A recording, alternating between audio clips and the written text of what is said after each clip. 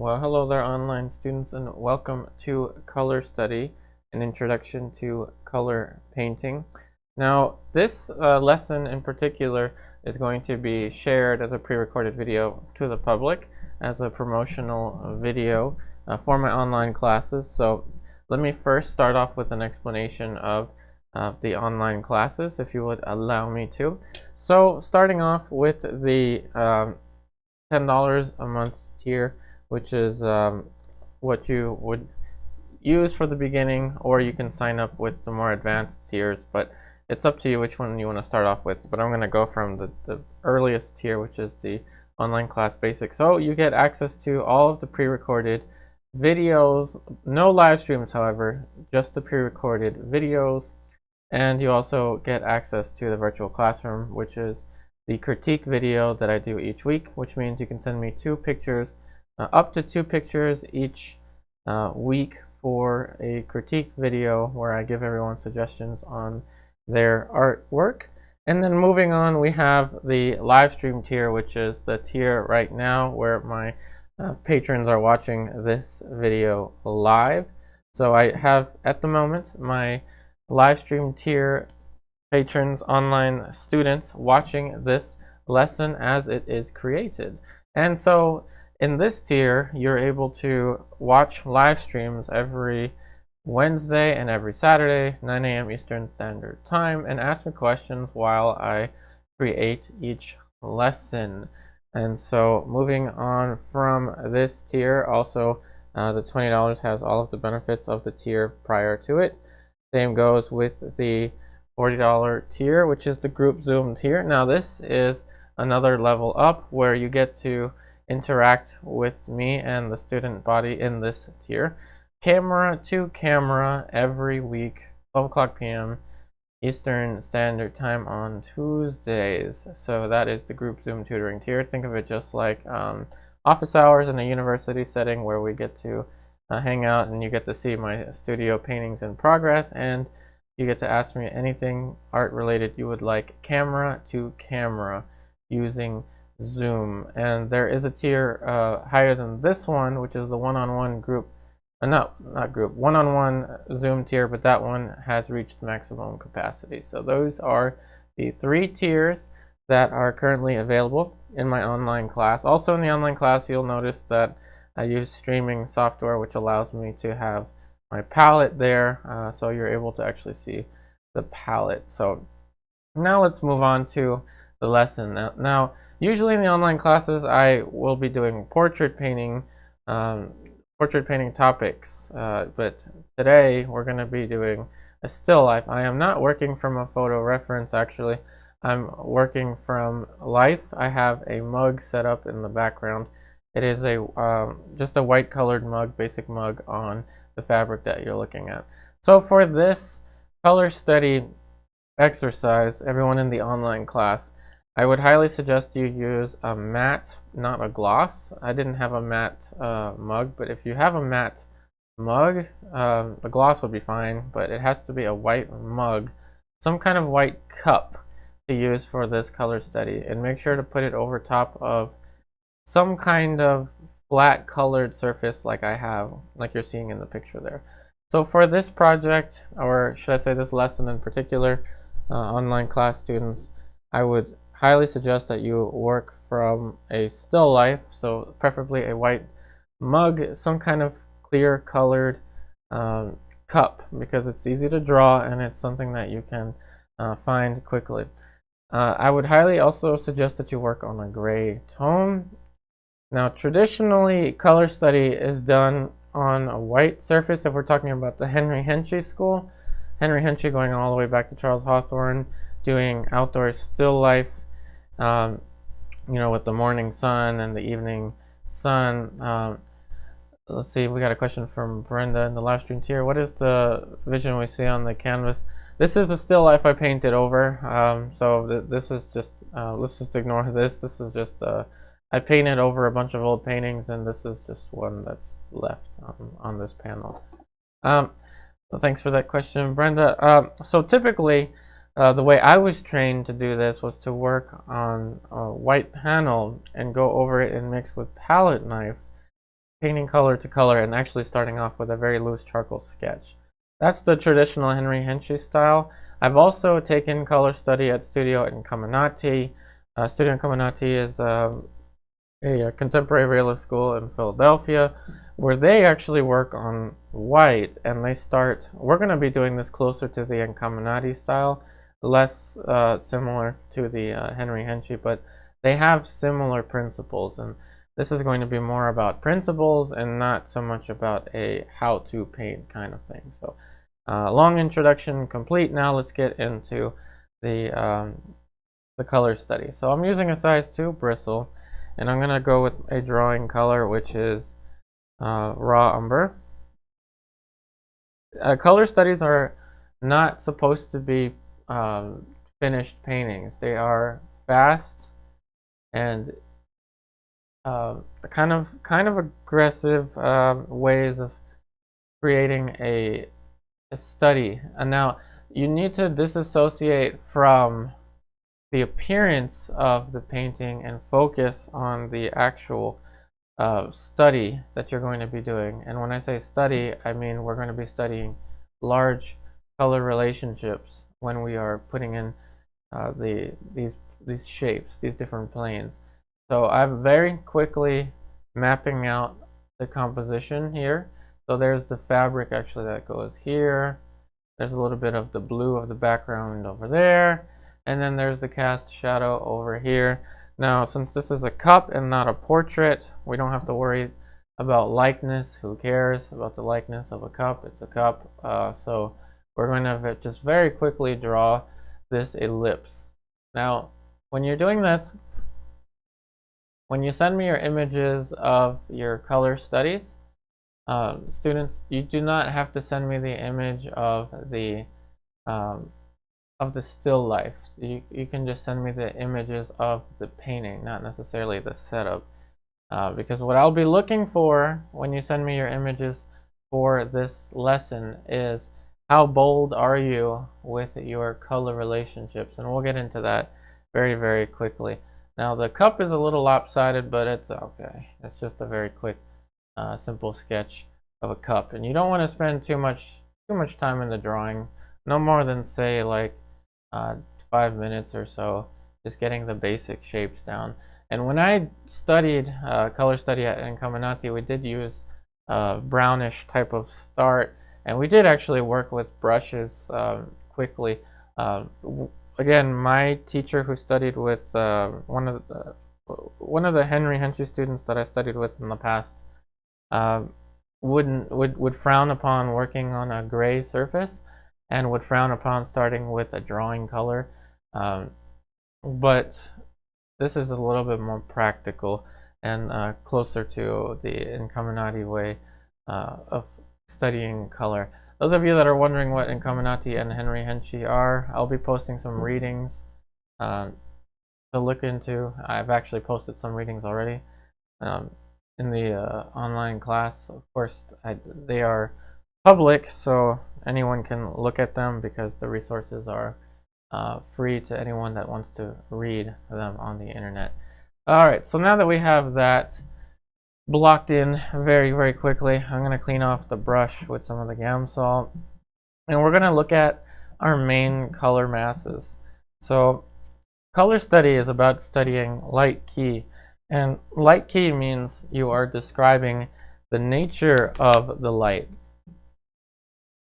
We're going to do some more projects in the future involving light key, but for today the light key is going to be an LED light that is illuminating the cup that I have all the way back there, of which you're seeing a picture up there. So what I'm going to do, I'm going to make sure this brush is as clean as can be, and I'm going to locate the masses, the main masses.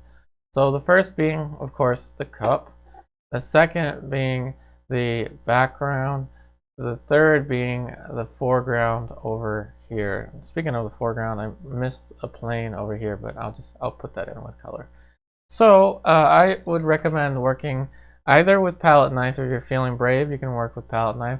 I'm not going to work with palette knife because it's going to create a really nasty scraping sound. I'll give you an example.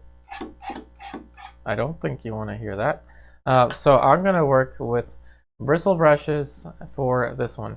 So we're going to start off with the mug. So we're going to be working all of these color relationships, and I'm going to show you how to do that. So I'm going to start off with the shadow tone, and the shadow tone is closer to a bluish neutral, so I'm going into Cobalt Blue. Also, the colors are listed for you. I will have them listed for you in the post containing the containing this lesson. Also, those of you watching this on YouTube as a promotional free lesson, I will post the color palette in the description box along with the links to the online class. So I'm not going to be using any extra medium. This is just Gamsol that I'm using, which is odorless mineral spirits. Sometimes I use spiked lavender, but today I'm just using Gamsol. So that is perhaps too blue. So I'm going to make it a little, I can either make it violet or I can make it green. Since this is the first color mask that I'm stating, I'm going to just go with my instinct and make it a little bit more green. Now, the Henry Henchy method of color study is not a method of painting. Don't get it confused with a method of painting. In fact, it's not really much of a method at all. It's more of a study of the fundamental properties of color relationships, color masses, and light key, which is also what they use at Studio and Caminati. Of course, albeit they use the gray tone like we're doing here, and there are some differences to note with the Studio and Caminati way or approach, which again is not so much a how-to, but a way to study the fundamentals. Now, this shadow in relation to this shadow, they look almost the same, but it's a little bit less blue. So I'm going to go ahead and make it closer to the violet. Now that we have that shadow, I'm going to go ahead and look for the next shadow on the cup, which is over here. This is a little bit more neutral in comparison, so I'm going to go right to Ultramarine Blue, and I'm going to go with the Alizarin. Now you want to be as bright and as luminescent with your colors in your initial color masses as you state the color masses with your color study, and be less focused on the realism and more focused on the impressionism. What is it that you see when you look at the still life at a glance? Now, when I did this for the first time, I was actually in the sunlight. I was painting an outdoor still life for the very first time that I created a color study. And my first time creating a color study, I think I was about 17. One of my first teachers was a Henry Henchy student. Okay, well, now that we have those main shadow masses stated, I'm going to go in with the light. So typically you want to work one puddle at a time when you're doing color study. I tend to work all around, but typically one puddle at a time is usually the way that color study is done. So I'm going to start off now with some of the light masses. So I'm using, for the white that I'm using Flake White Replacement Gamblin, and of course all of these colors I listed out for you. So this is a little bit closer to, I want to say, the violet.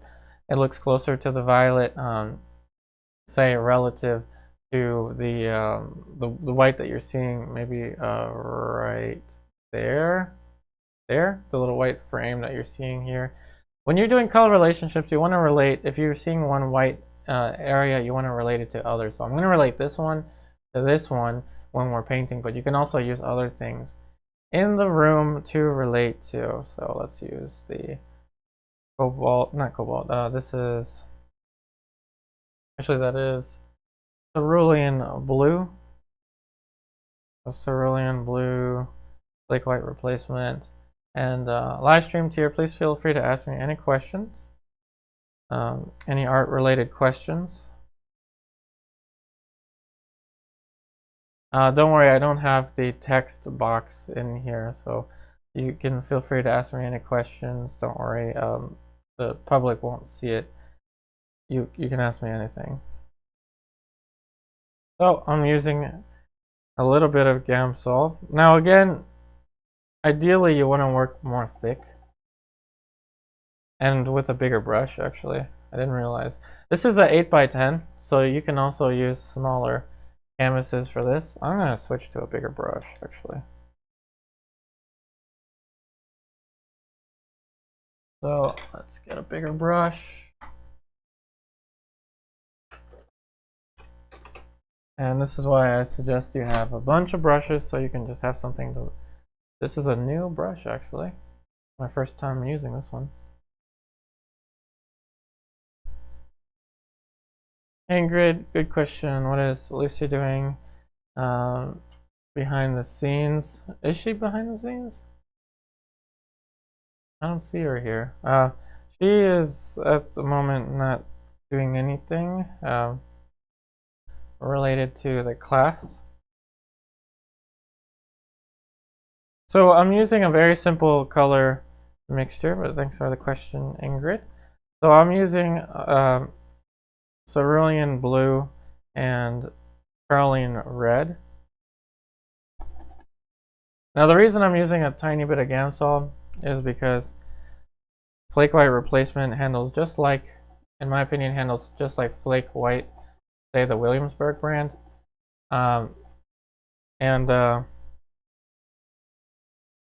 You do have to thin it out a little bit, but if you have titanium white, that's actually, I believe that was in Henry Hinch's palette, they had titanium white.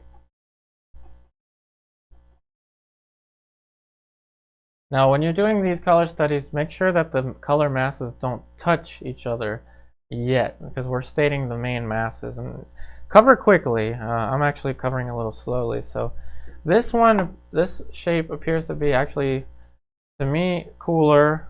So let me go ahead and mix in a different spot. Mixing on a different spot in the palette. A little bit closer to the blue. We're going to state that mass like that. Again, it's not going to look very pretty. It's going to be a very kind of abstract looking thing, but it is going to help us with our portrait paintings. This is to help us with our portrait paintings and to help us with all of our paintings in general. Because when you're working on a face, it's different because you have all of the more complex aspects of drawing a face. So that's a problem. Studying color relationships is not really something that you can do on, say, like a commissioned portrait, because your mind is just somewhere else. Your mind is somewhere else entirely. But when you're doing color study with a still life, you're not worried about the likeness of the still life. You're not worried about the things that you'd be worried about if it were a, a commissioned portrait, for example. Okay, so I put in this reddish mass. It looks a little bit dark on the computer screen, but this is mainly alizarin and a little bit of Cadmium Red Deep and a little bit of Perelyne Red. Now this shadow color in relation to this looks a little bit, I want to say closer to the violet, but so what I'm going to do now is put the reddish tone for this. Now it's obviously not a bright red, and on the picture it barely has any color. That picture was taken with the iPhone 7, so it's not the best quality picture, and it's only really there just so you can see that I'm looking at a cup.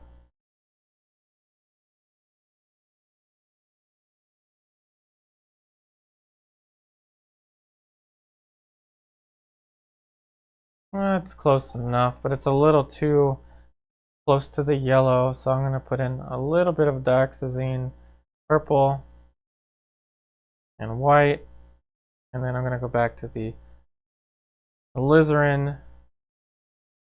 Try this out. Oh, that's it. That's a closer one. So let's just take this, cover all the way down here. Now I will use a different brush for the background.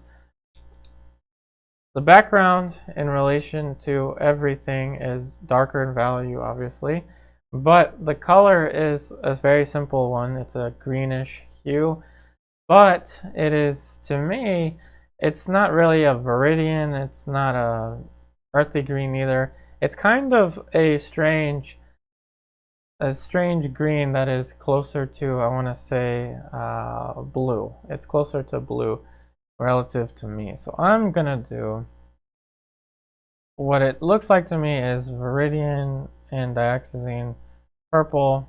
So I'm gonna use Viridian, Dioxazine Purple. I like to go through complementaries just to bring down the saturation. But in your initial color notes, these are called color notes. Once I get everything situated, I'll introduce more of the terminology to you. There we go. That's a little bit closer. It's brighter, more chromatic, which is good because we want that chroma. So let's put this over here.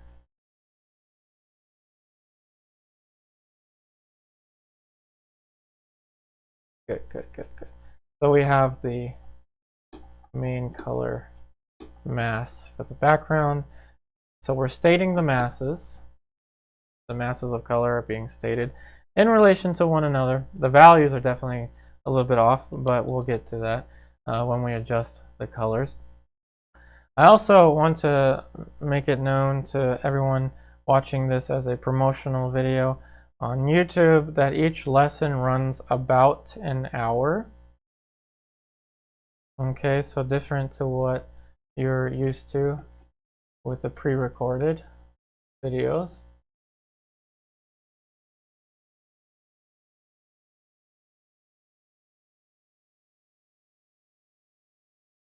Now for your color studies, everyone, I wouldn't suggest working on a panel like I am.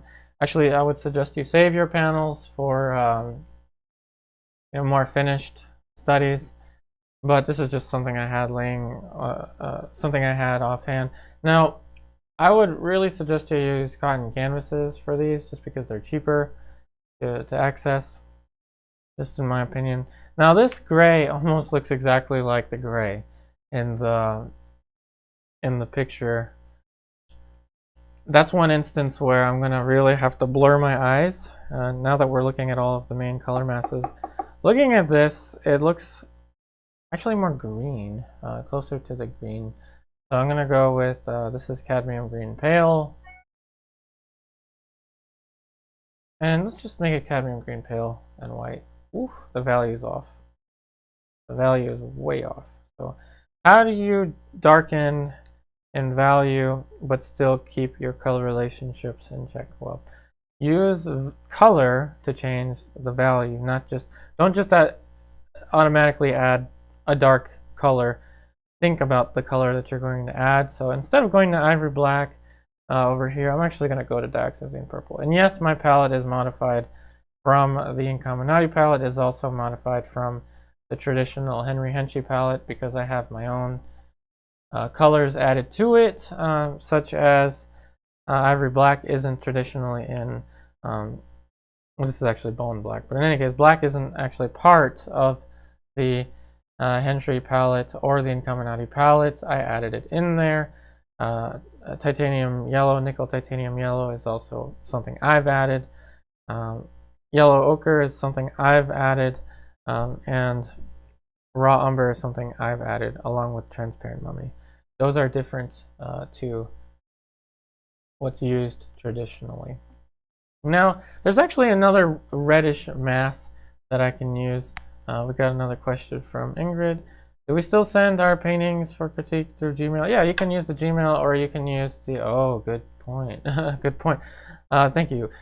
You can send it to me through Gmail, or if you like, you can use the online student-only Facebook group. Thank you, Ingrid.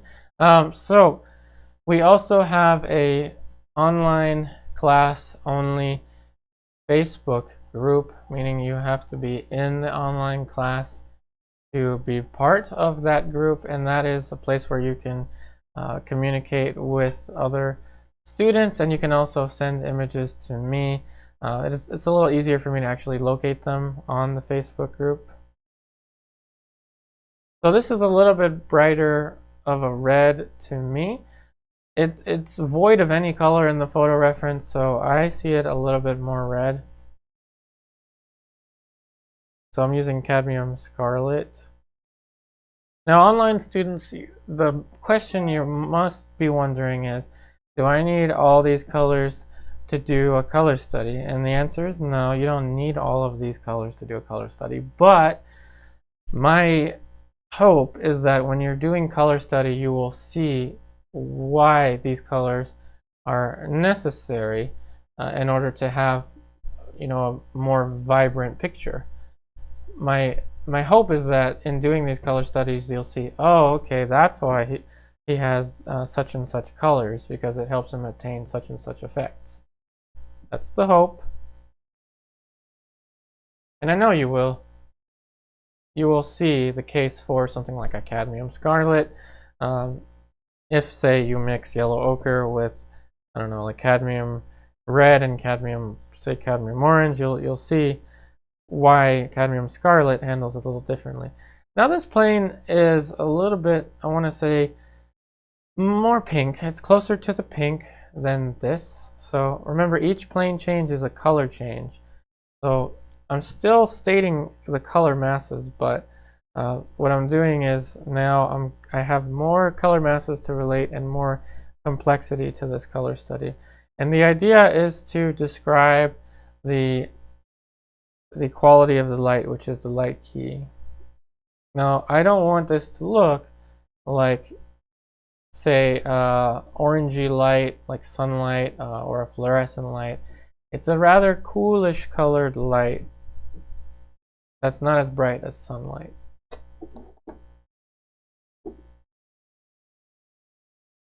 Let's see, questions coming in from the live stream tier. Hey Ed, what is the online Facebook group called? It is the online student, it's titled Online Student Only Facebook group, but it's not something you can look up and find. If you go to the links that I posted on the,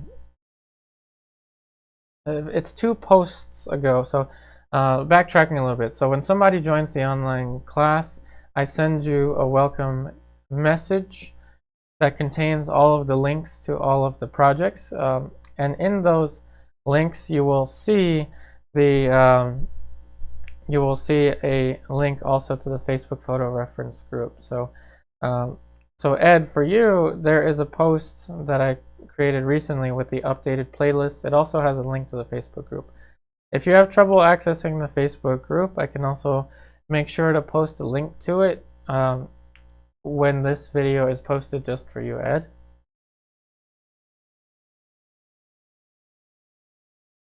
But it's a private group, so it's closed off to the public. I don't even think it'll show up in the search. A little bit of Cerulean Blue and Cobalt Blue here. So we have nearly stated all of the main color masses.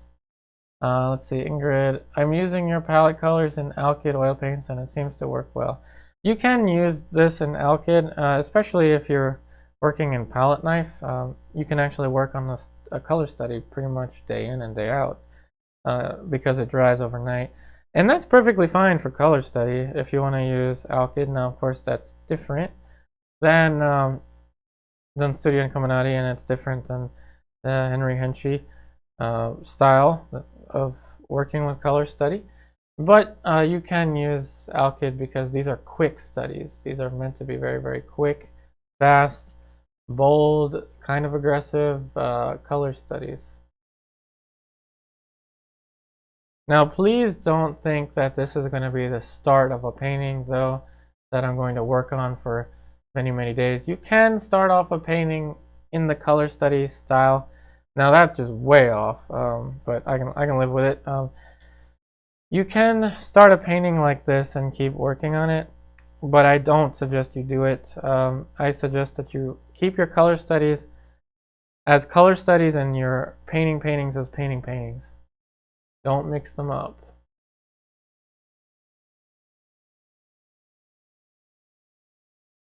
Now clearly I'm pushing the greenish of this, and now I can actually relate it to the greenish of this. So I'm going to be able to work all of these different color masses now. So now that all of the masses have been stated, I know it took me quite a long time to do that, but in any case, now that all of these color masses are stated, I can now work these masses in relation to one another. So we have a question coming in from the live stream here. Brenda, I have a copy of the link. If you like, I can post it here.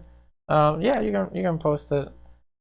Since it's just us here in the live stream tier, it shouldn't be a problem. So this to me appears way more, I want to say, blue than this. So remember, each plane change should be described as a color change. Now also I want to make it known that you must use artist grade paints for this. So if you're using Winsor Newtons, I do have a bunch of Winsor Newtons here. Use artist grade. Don't use Winton, use Winsor. And if you have Gamblins, I do have some Gamblins in here. Don't use the, I think it's called 1980. Don't use 1980, which is the student grade version. Use the artist grade. So now we're putting in a plane change here for the midtone. It's more blue. Do you see the bluish that I changed?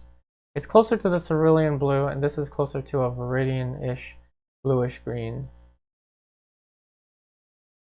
And now that we're breaking apart these color masses, we're going to be able to get rid of the outlines. Make sure to have one brush per mass. Or if you're working with palette knife, then you can do the entire thing with palette knife.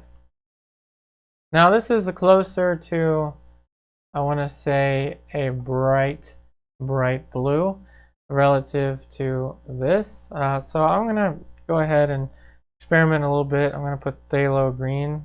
Phthalo is not something you want to use too much in a painting, but you can save it for certain instances like that, where I want to pull more of the light in the picture plane there. We got another question from the live stream here. Cecile, let's see, decline the greens and the complementaries. Let's see. Okay, so I used complementaries to bring down saturation rather than putting in brown. A color way to go and create a neutral is actually to use complementaries. But in general, color study, you want to push the variation between light and shadow color tones and between individual planes of color as much as possible. And yes, you can push them even further than you see them, as long as the color relationships work in relation to one another. You're not trying to match colors. You're trying to state colors that are in relations to one another.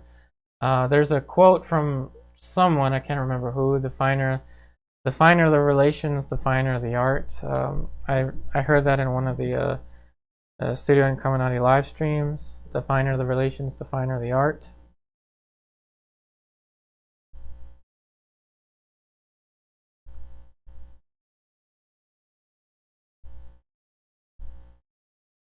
So now I'm adjusting this greenish color, so it's not quite as green as this, but it's not quite as blue as this over here.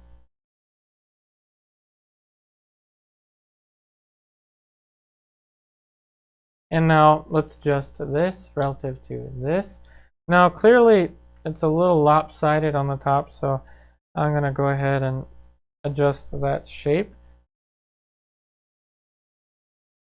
Now when you're doing a color study, keep your brushes as clean as possible. Ideally use a palette knife if you can muster up the courage to use a palette knife. I particularly am not very fond of using palette knife for painting, but again, I'm just letting you know that that's best practices for color studies, to use a palette knife.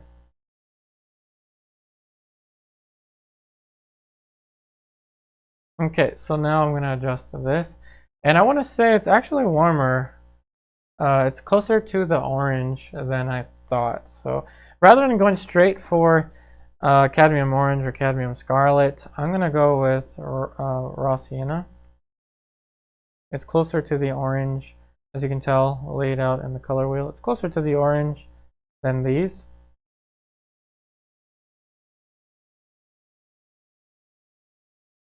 And a little bit of Indian Yellow. Indian Yellow is a nice kind of transparent color. Be bold with your colors.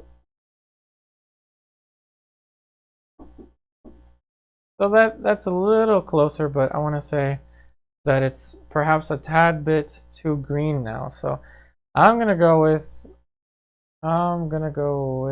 any one of these would turn it green.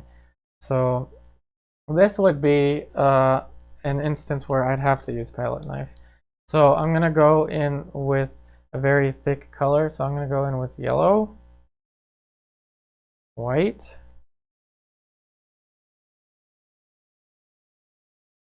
gotta think a little more about this. I'm blurring my eyes.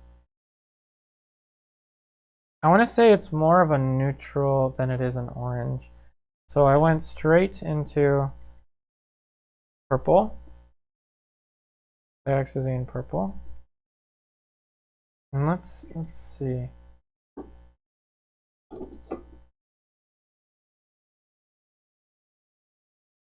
Now ideally, you want to use something like a titanium white. I have the Flake white replacement, so I have to be a little more heavy-handed with the color mixtures.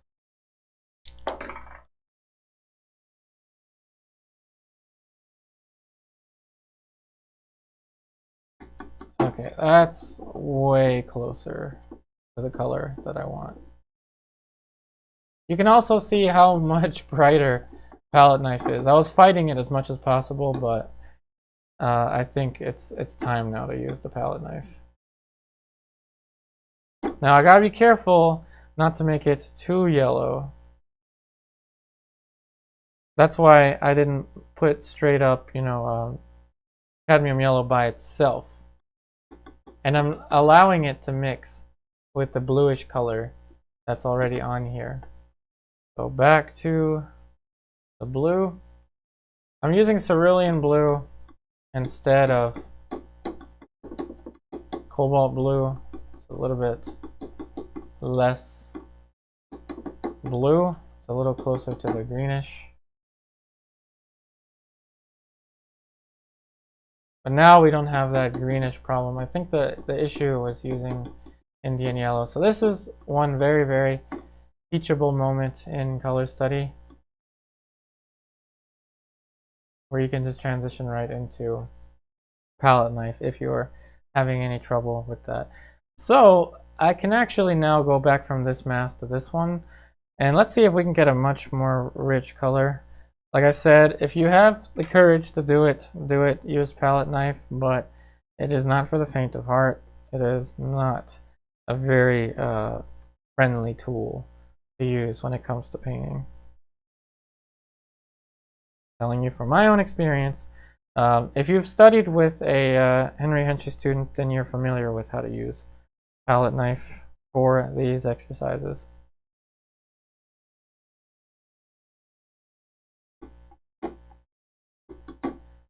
Okay, so that may be too green. So to adjust this, like I said, you're going to go from color mask to color mask to color mask to color mask until you get these relations to work with each other. Now it's closer to the bluish, so I'll clean the palette knife off.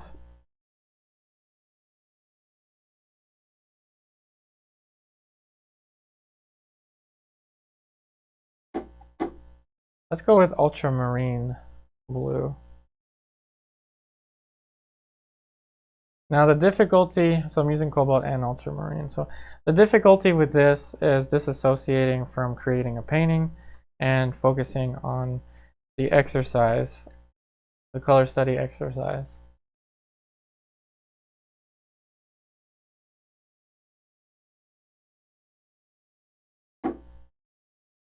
That's a little closer.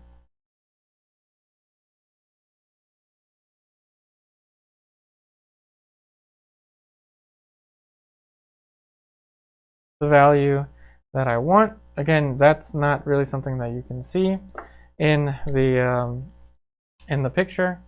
Now that I have that, I'm actually going to get rid of this outline. Don't paint too heavy with your umber, or with your raw umber drawing. Don't paint too heavy, because you are going to want to go over those lines eventually. When I did color study, we wouldn't even get past this point. We would actually just be stating color masses, and that would be it, because the sunlight would move and we'd run out of time. So this covering right into the midtones is actually a little bit beyond the scope of what I did. Sometimes I did cover the entire thing, but that's if I was moving very, very quickly, because the sunlight moves on you in like an hour or less. The morning light is the most stable. It stays the same for the longest period of time. The afternoon, I think, is the fastest, next to the evening. Okay, so now we're going to pull this light. And this plane is going to be closer to the violet. So Dioxazine we go.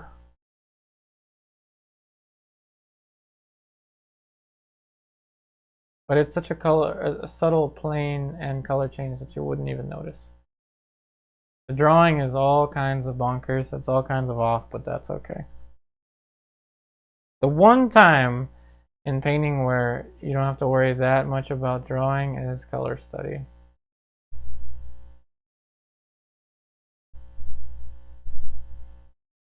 Okay, so now we're going to get back into this shadow tone, because that's still the initial mask that we stated before. So I'm going to use palette knife. Not that not that it's the easiest way to do it, but I see a little more violet than I did before. Now, when I say see, I mean I see it in relation to everything else. So in fact, you want to look at the shape using your peripheral vision when you're doing color study, and not so much looking right at the color. If you're looking, say, here, through your periphery, you'll see here it's different, and it's a weird optical illusion kind of thing. All of this is very weird if you're used to just using value-based painting, like how I've been guiding us through all along in the online classes. Because, like I said, I teach mainly portrait in the online classes. I'd say 98% of it is portrait that I teach in my online classes, and this is the introduction really to the fundamental concept of color study. You're not going to be putting bright purples and pinks and oranges when you're painting a face, obviously, but when you get down into, you know, paintings that involve composition, that involve more still life objects, or even in some of the subtleties of the planes of the face when you're painting in color, these kind of ideas help. Because, like I said, color study, you can't really do color study by creating a painting that you're worried about the drawing. Because if you're worried about the drawing, then you're not really studying the color.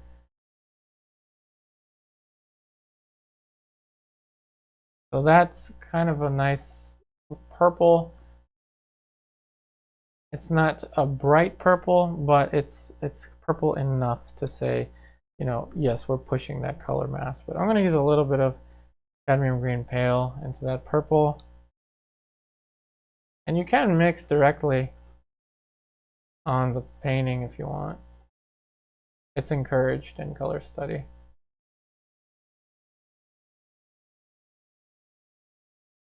Now, if you ever find yourself asking, if you ask yourself, like, what is that color? I don't know what that color is. I can see it, but I don't know what it is. Maybe sometimes your instinct says purple, but you don't want to put down purple. Just start with purple. Start with, okay, I saw purplish, so I put purple.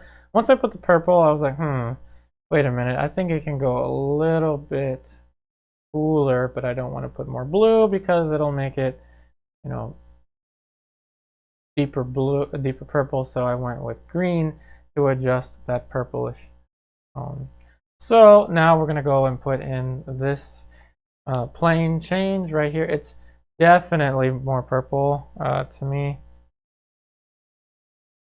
It's definitely more purple relative to this. Now, why would you paint, why would I have you start off with a white object, preferably matte, meaning not too reflective? Because white tends to take in all of the colors of the environment. That's why. So here's another plane change. And you don't want any of the values in the light to be confused with any of the values in the shadow. I'm running a fine line here between this plane and this one. They are different, but they are so close in value. So I want to say they're almost too close for comfort. So I'm going to darken a little more. And we just push the violet a little further.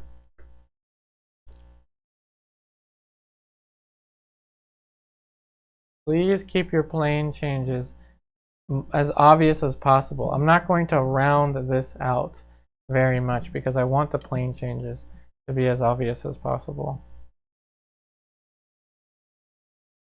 So we're going to go back into that kind of off orangey light.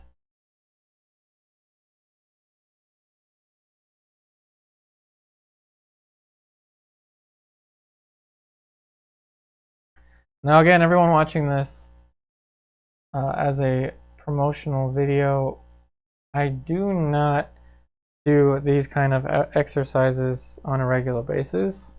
I introduce fundamental concepts, but for the majority of my online classes, they are videos that I guide my students through. So I guide my students through projects. But since this is a one and done study, it is fitting for me to use for promotional purposes. So you can at least see the format. You know, you can see that there's actually a palette there. You can see that I'm talking. This isn't, you know, I'm not trying to work quick to get a painting done. I'm actually slowing down and I'm explaining as much as I possibly can. So that's the way I run the online classes.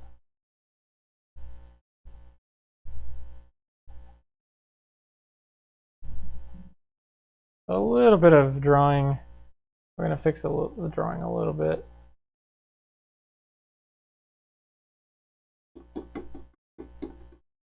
You can use the palette knife actually to soften edges. Isn't that cool? Alright, so let's adjust to this. And we're almost done with this color study exercise.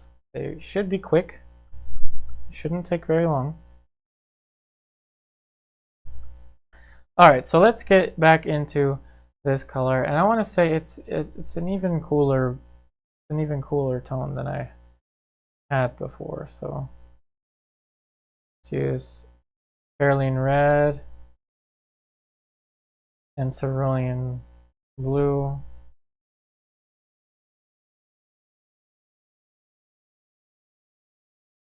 A little bit of white.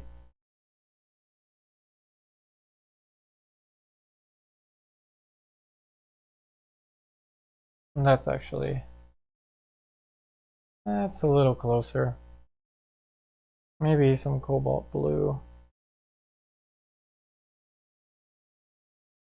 I'm going to experiment again with Dioxazine Purple. And let's just add this for a second. Just mix this in with what we already have.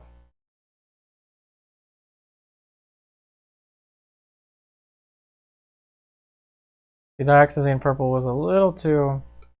Wow, I'm amazed. The camera is not picking this up at all. So it is possible that you're not actually seeing that. That's weird. I don't think the camera can capture this color. This is a bright purple which looks red on the camera. That's crazy. So again, live streamed here. Please feel free to ask any questions. This color study exercise is starting to come to a close.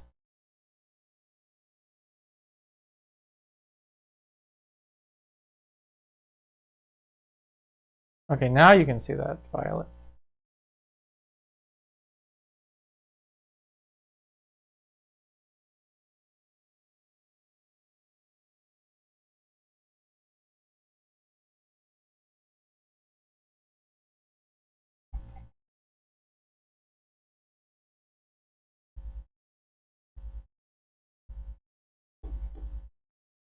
Now, if you yourself you're watching this and you took a workshop at Studio Incominati, then you already know the way that these color studies are meant to look. I've heard, now this is just a side note, but I've heard that these color studies are very marketable because they're so modern looking, I guess. So I think that they actually do end up selling a lot of these studies. They're very fitting for coffee shops or interior settings, or I don't know, things like that. That's just a side note.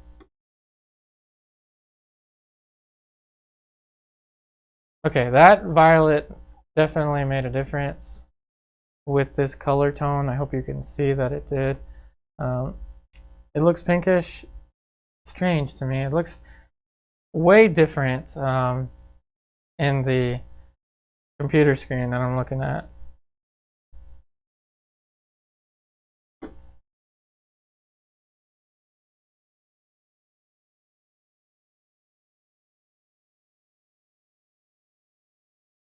Okay, so I'm gonna just get a whole bunch of more paint, cover this and cover that.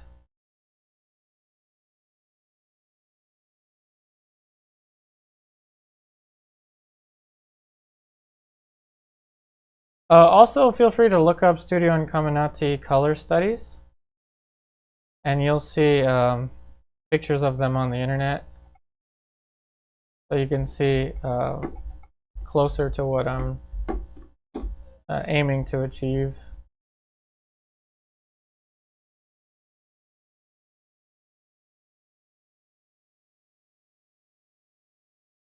Of course, I think they spend about 2 hours, I think, per color study. I think no more than that.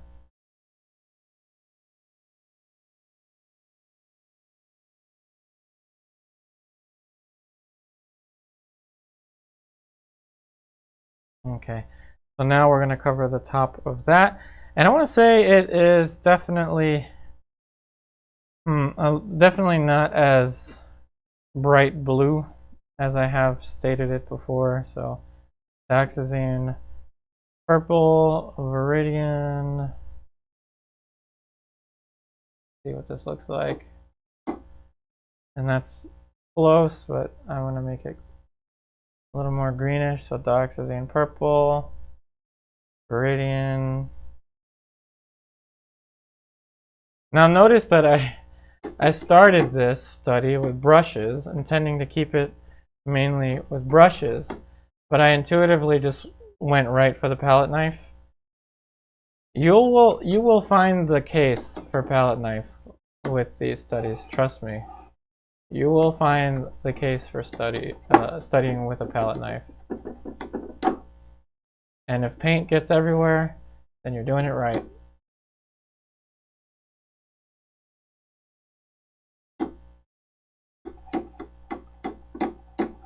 Also, everyone watching this as a promotional video on YouTube, even if you don't sign up for my online classes, it's fine.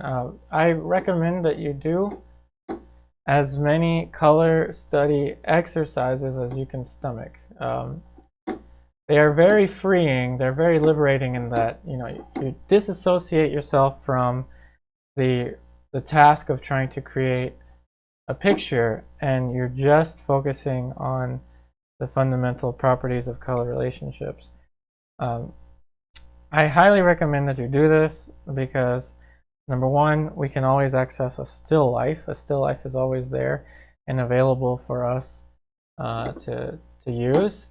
And number two, it helps you learn color relationships, which is a skill that you will carry with you and for the rest of your painting career. Now, do you have to paint like this? Do you have to always paint with large color masses and bright colors?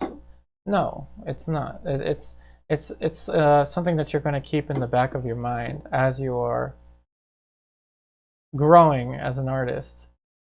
Just another tool to have. This is also referred to kind of as the polar opposite of the Bargue study, the Bargue drawings. Bargue, B-A-R-G-U-E, is the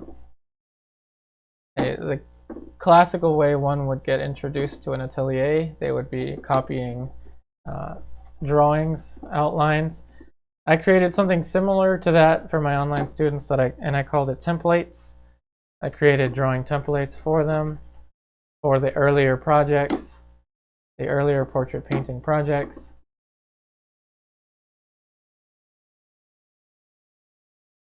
Okay, now that that's covered, I'm going to look at any last minute adjustments and that'll be good to go. Let's see, we got another question coming in from the live stream tier. Oh, and I didn't adjust that. I gotta adjust that.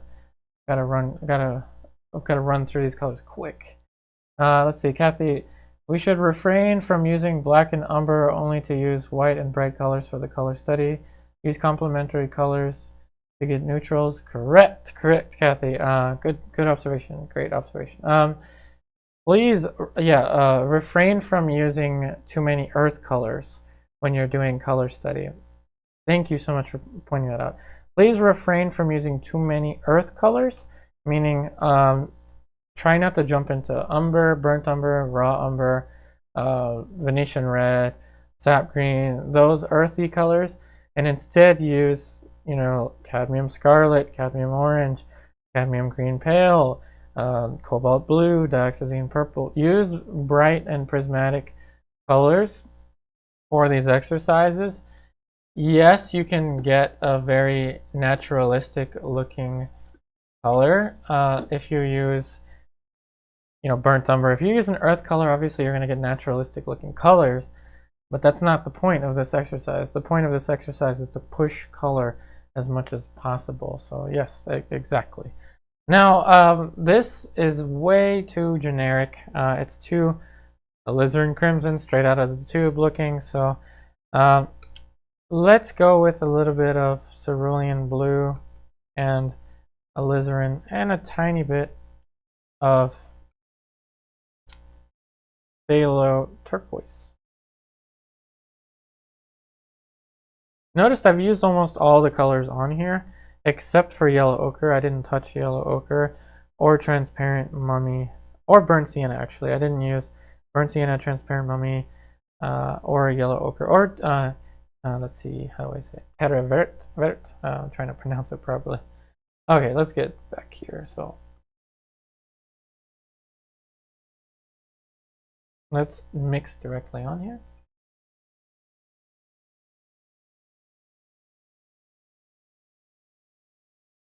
The phthalo made it way too, I want to say dark. That was worth the experiment. Now let's go back into not permanent rose. I have Perelyne Red instead of permanent rose. You could use a color similar to Perelyne Red called permanent rose. Now let's mix this up.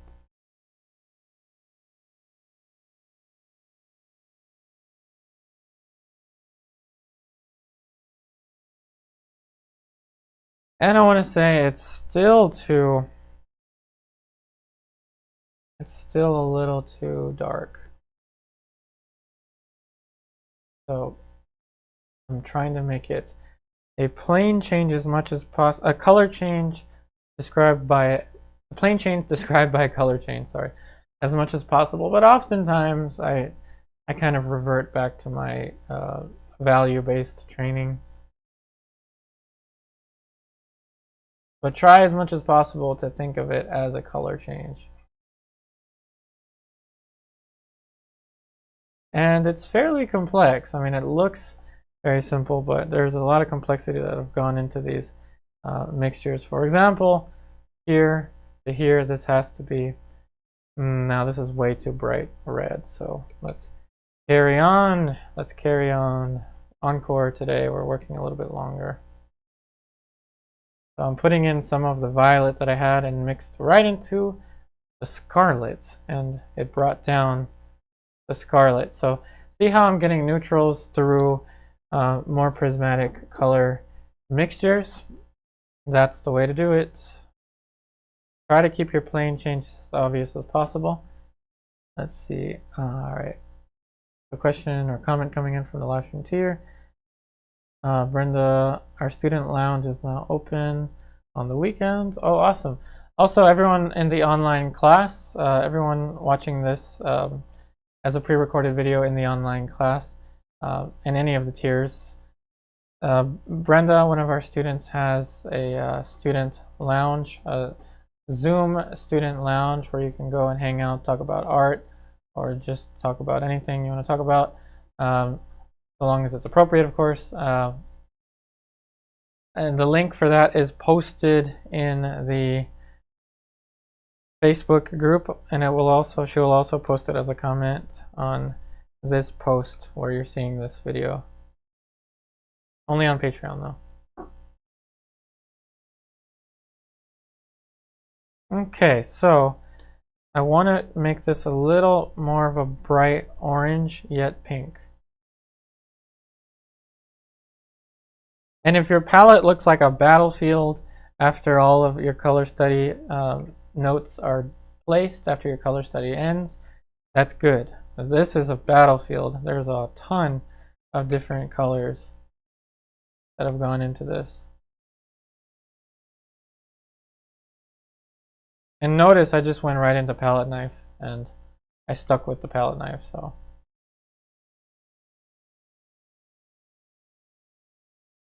It's just my training from the past coming back and saying, you need to use the palette knife, what are you doing? But in any case, you can do this with a brush, and in Caminati, a lot of color studies are done with the brush.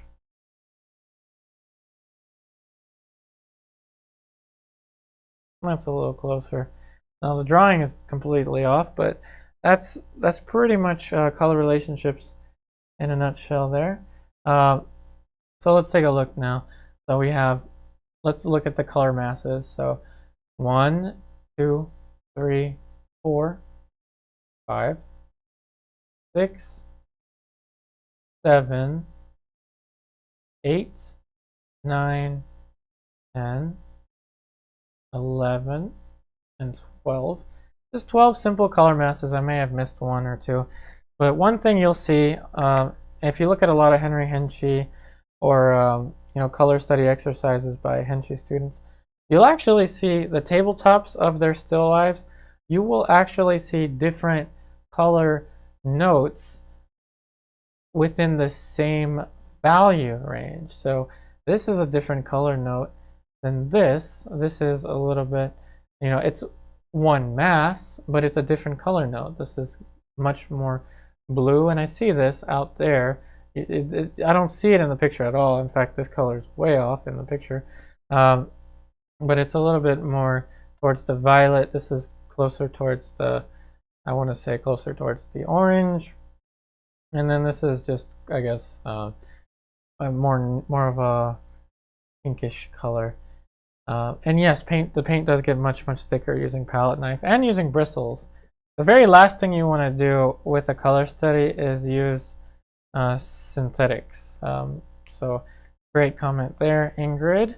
The very last thing you want to do is use synthetics, because they're great for blending. They're great for you know, softening edges and rendering and all of that, but they're not very good at carrying a ton of paint. And yes, it does get, palette knife does get more messy. Albeit I started with brushes. Had I gone with palette knife the entire time, you know, it would have been a little more messy than this. That being said, thank you so much everyone in the live stream tier for watching this lesson live. I'm going to hang out for another minute here and answer any questions.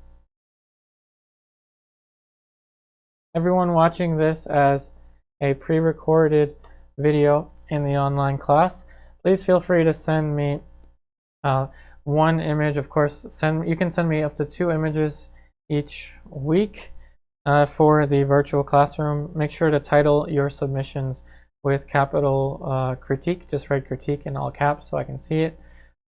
Yes, I know the drawing is crazy. It's really off with this, but in any case. When you send me your images, you do not have to send me the picture of the setup. Just send me your images, and I'll be able to give you advice on, you know, how to push your color further. And of course, you can send me your images of your other projects as well too. And everyone watching this on YouTube as a promotional video, please go to the description box of this lesson, and you can find the links to the online class. Remember, the tier needed to watch these streams, so if you want to be included in these streams and have access to all of the lessons as well and the critique video, the tier, the live stream tier, is this one.